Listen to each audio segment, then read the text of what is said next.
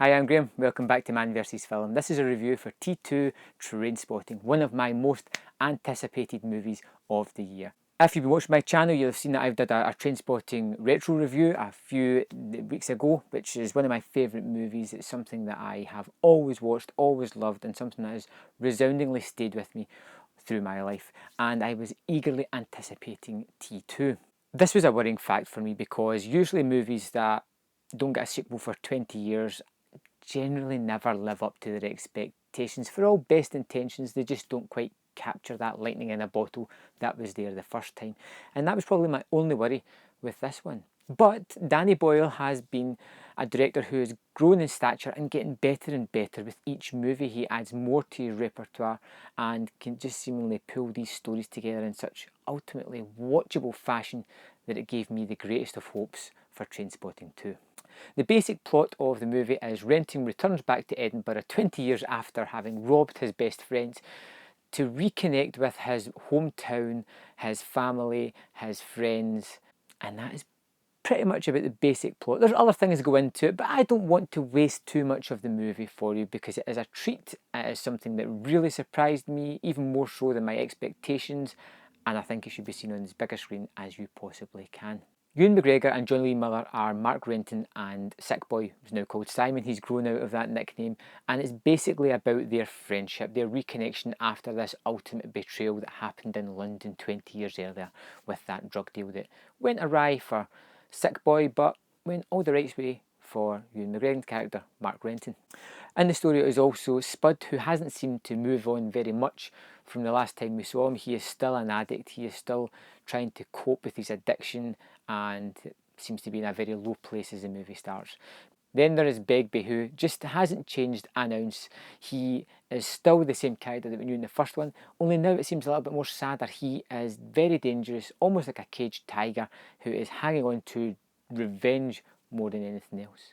Now, whereas in Trainspotting 1 it was all about choosing life, making a big decision, choosing to be a better person, choosing to not so much chase after the dream, but chase after the average, the house, the wife, the kids, that kind of thing. This movie is more about midlife crisis, realising that your life hasn't turned out the way you had it planned, realising some of the mistakes that you've made and past sins coming back to haunt you. And it adds for a very rich and engrossing story. Even though it's been 20 years since you saw Trainspotting, it feels like reuniting with an old friend. That friend that you have a shorthand with, that you feel like, even though it's been 20 years, not a minute has passed. You're familiar with these people. You're really happy to see them again.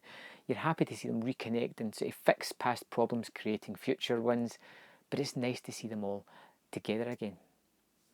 The music in the movie surprised me because it is the same soundtrack as was in Trainspotting 1, but the music's been rearranged, it's been kind of mellowed out, slowed down, and although it's the same songs, it sounds completely different. You know, it's much like the characters, you know, that they've kind of slowed down a little bit. They're not as manic or as crazy as they first were. They're a little bit more mellower, they're a little bit more retrospective, and that's how the songs feel in this. And I thought it was a great little touch. And take Perfect Day, for instance. A song was very prominent in the first movie. In this one, it's not as prominent because it's a piano piece, very slowed down, but it's still there and it still ticks all the nostalgic bells for you.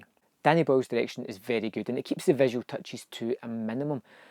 This isn't as fast-paced editing or directing style it was in the first one. These guys are a little bit more measured, a little bit slower down, and it doesn't need that fast-paced thumping soundtrack pushing the movie forward. It wants to settle in the characters. It wants to sort of spend a little bit of time with the characters, show you what they're thinking and how they're moving about these days. And that's what it does really well. There is, however, some very, very familiar touches to the first movie, whether it be the music, whether it be character stances. You see it in the trailer when Mark gets hit by a car. He laughs like he did very iconically in the first movie. It has all these touches, but they aren't as in your face as you would expect. They are in purpose of the story, and that makes them just a wee bit more cleverer, a wee bit more enriching, a wee bit more rewarding. We get to see a lot of familiar characters that were in the first one, even if it's just for a fleeting glimpse. You just know that that character's still there in the background. They still have that connection. It may not be the same as it was, but you know, it's nice to just have a small touch of that character. And I find that there is a deep-seated sadness in this one of the inevitability of life to come.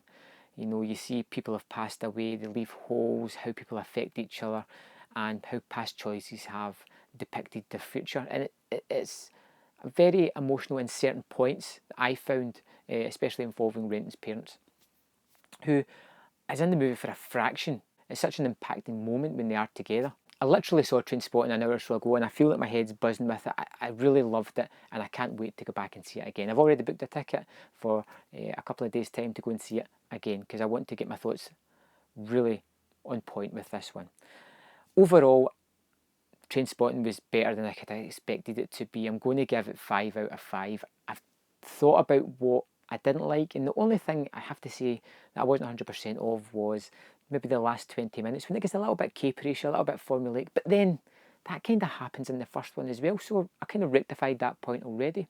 There's a new character of Veronica, but she's there more as a sort of plot point to carry things forward as well, but ultimately it's all about the core group of Begbie, Spud, Simon and Renton, and I loved seeing these guys together. I loved the sort of twisted, sick humour that comes back into the moments that shouldn't be funny, but somehow Danny Boyle makes them a laugh out loud moment. Trainspotting was as good as I could have hoped it was going to be, and that's the best thing I can say about it. I loved it. I've got a sequel that enriches the first one that I'm going to enjoy watching probably as much as I watched the first one, because as a person I've changed from when I loved that, and this one is a little bit more suited to where I am now in my life. Excellent movie, fantastic. Go and check it out. Let me know in the comments what you thought of Trainspotting 2, and I will see you next time on Man vs Film.